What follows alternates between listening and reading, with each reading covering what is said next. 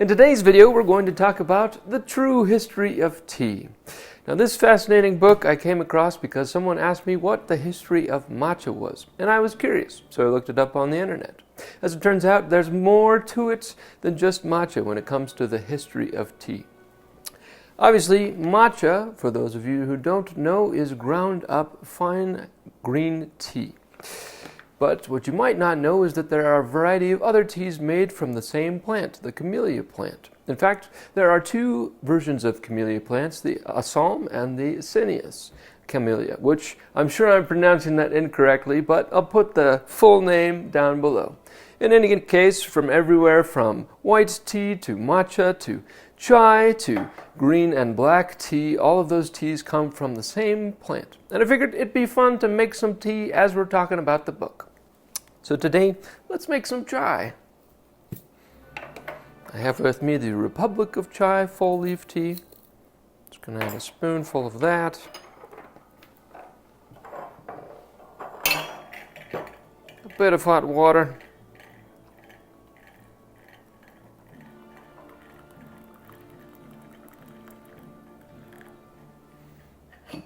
And we'll let that sit as we head up to the book review corner.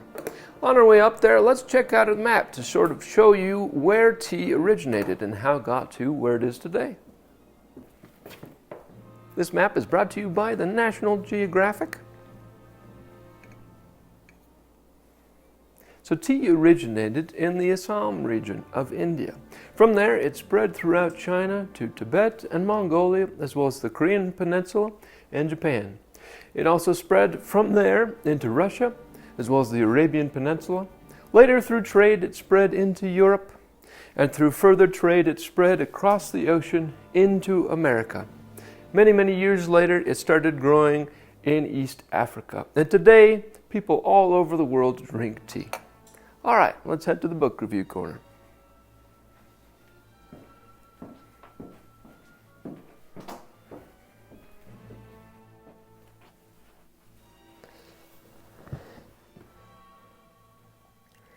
Now, The True History of Tea is a pretty extensive book. It covers a lot of detail as far as everything happened from the beginning of tea to where tea is today.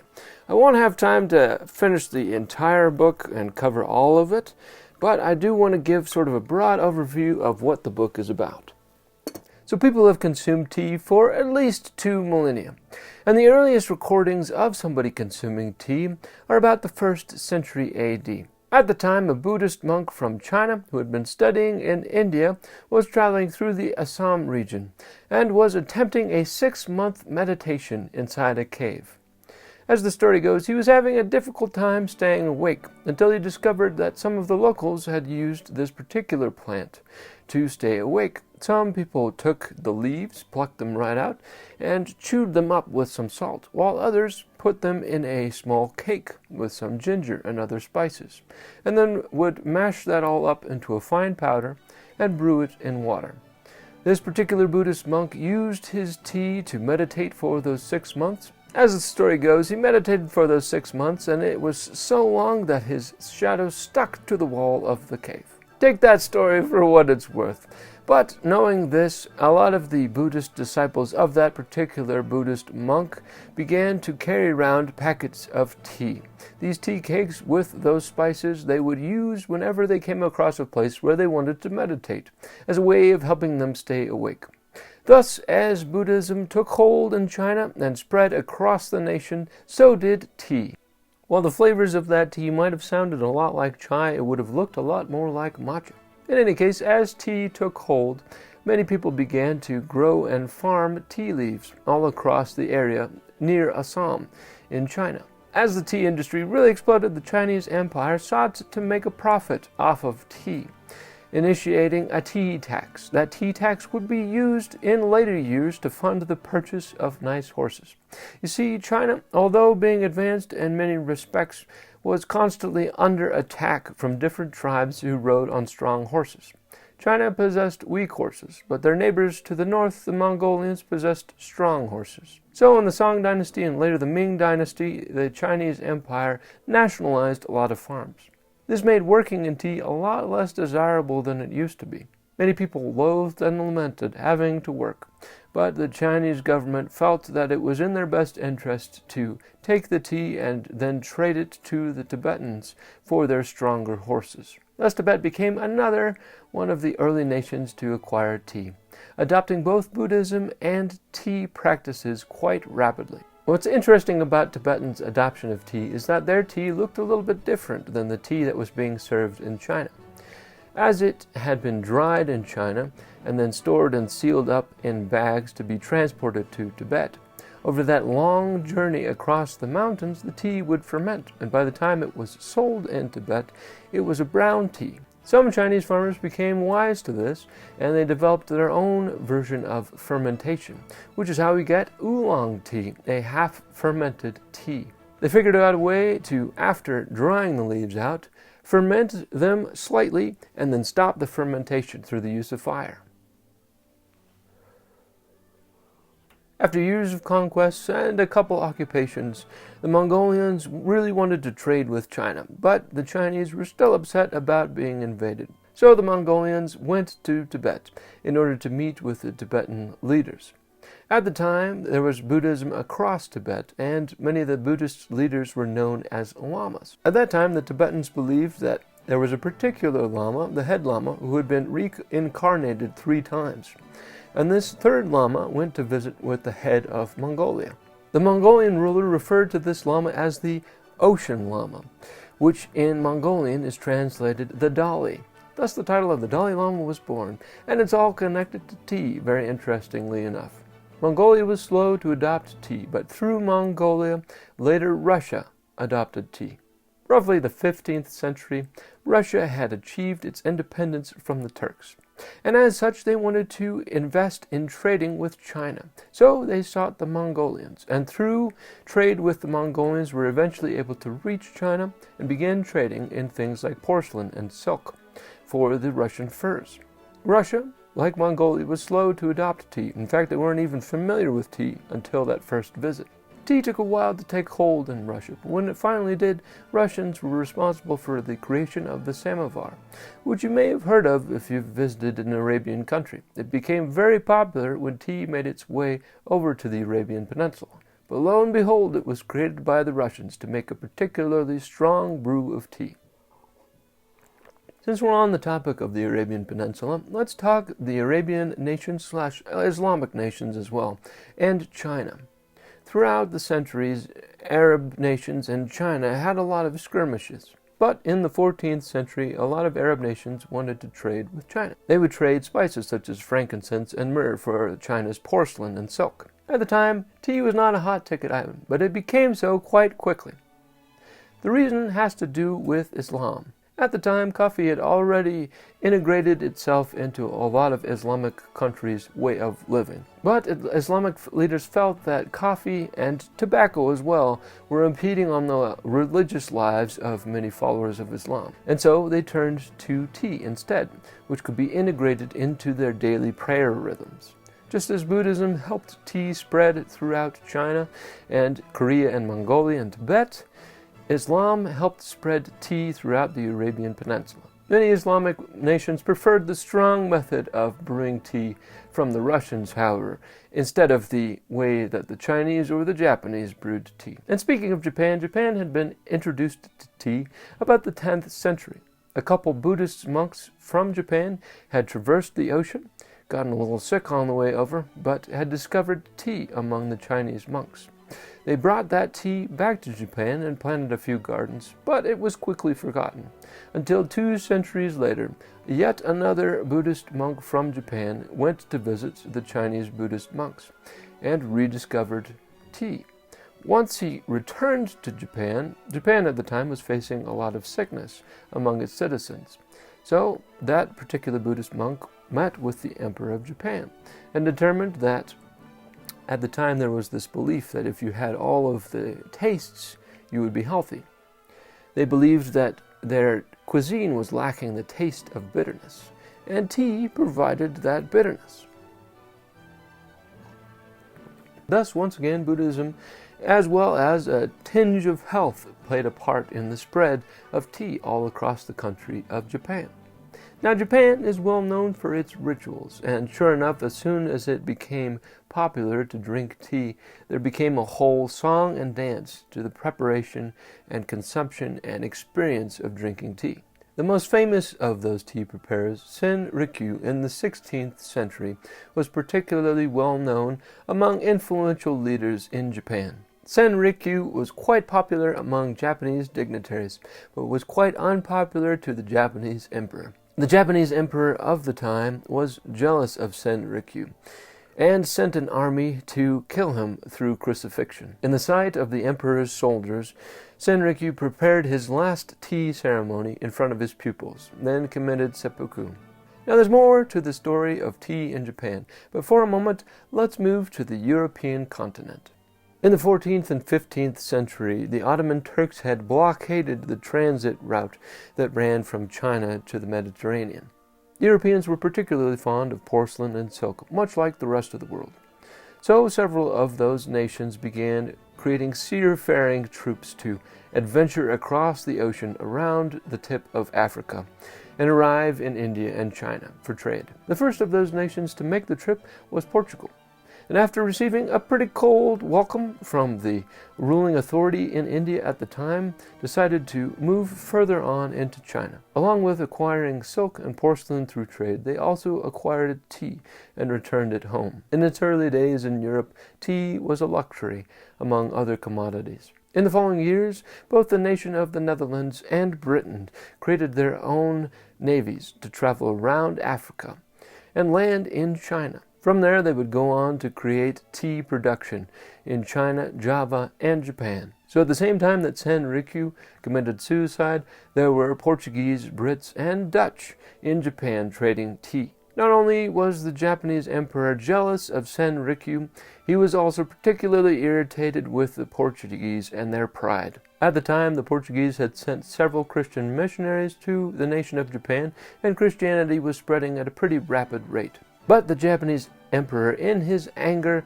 decided to oust all the Portuguese and crucify all the Christians. In addition to getting rid of the Portuguese, the Japanese emperor also excluded the Brits from trading in Japan. This led the Dutch to a monopoly in the tea trade in Japan, which helped bolster their empire. Their empire was short-lived, however, as the Brits moved to China and established new farms and industries there. By the 18th century, the Brits no longer needed to trade with China for porcelain, because at that time a particular scientist who had claimed that he had created the philosopher's stone had been sentenced to death row for lying.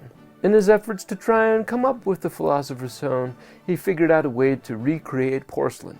At the same time, tea was really blossoming at home in Britain. Britain became the home turf for trading tea, and many of Britain's citizens had turned from drinking coffee regularly to drinking tea regularly. In fact, many inventions around tea came about the 18th century in Britain. In the 18th century, Thomas Twining opened Britain's first tea shop. At the end of the 18th century and into the 19th century, Thomas Lipton established a grand tea plantation in India and became a household name in tea. Also in the 19th century, as dinners became further and further separated from lunches, the Duchess of Belfort developed afternoon tea after feeling unwell, having to wait so long for dinner. Dinner, which used to be served at 4 or 5, was being served at 8, and afternoon tea fit that middle ground perfectly. In the 19th century, Britons also created high tea. Initially, it was created among the working class. Wives would prepare a snack with a pot of hot tea for their husbands who would come home late from work. Later, this was adopted by the wealthy class, as many of them had their servants' day off on Sundays, and they wanted a simple meal to prepare for themselves and their friends. Britons also created the first packaged tea, as well as the first tea bag, which, although it took a little bit of time to adopt in Britain, was quickly adopted in America. And speaking of America, let's talk about how tea made it to the North American continent. So the Dutch were the first to import tea to the New World, landing in New Amsterdam. From there, the Quaker leader William Penn took that tea to Philadelphia. Colonials were quite fond of tea, almost to a fault, They tried tea in all sorts of ways, from chewing and eating it to brewing it in all sorts of ways. They absolutely adored tea, and that's perhaps one of the biggest reasons behind the War for Independence. After the Brits took over America and ousted the French, they imposed a tax on the colonials. The tax was, in many ways, an arrears tax, paying for the war, but the colonials were unhappy with this tax. It was initially a tax on all imports, but since the colonials pushed back so much, the Brits decided, well, we'll only tax you on British imports. One of those main imports was tea. The Brits excluded colonials from importing tea from anywhere else except for Britain.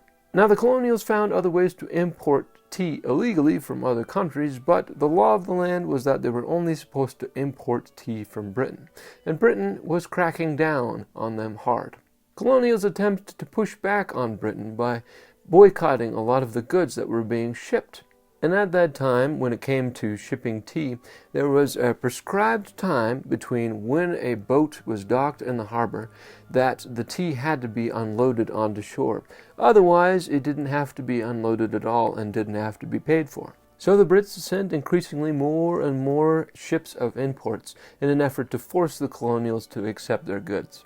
The colonials pushed back harder and harder, until one fateful day in Boston, after a particular ship had been sitting in the harbor for almost the entire time that it was allowed to sit before you no longer needed to import and receive the goods off of the ship, the Brits decided that they were going to force the matter, and the colonials pushed back. In poorly construed Native American costumes, the colonials marched down to the bay and threw all the tea into the harbor. Anyone who attempted to smuggle the tea in their clothes was reprimanded, and the whole tea wound up finding its way into the ocean. And years later, when the war was finally over, America still had a strong desire for tea.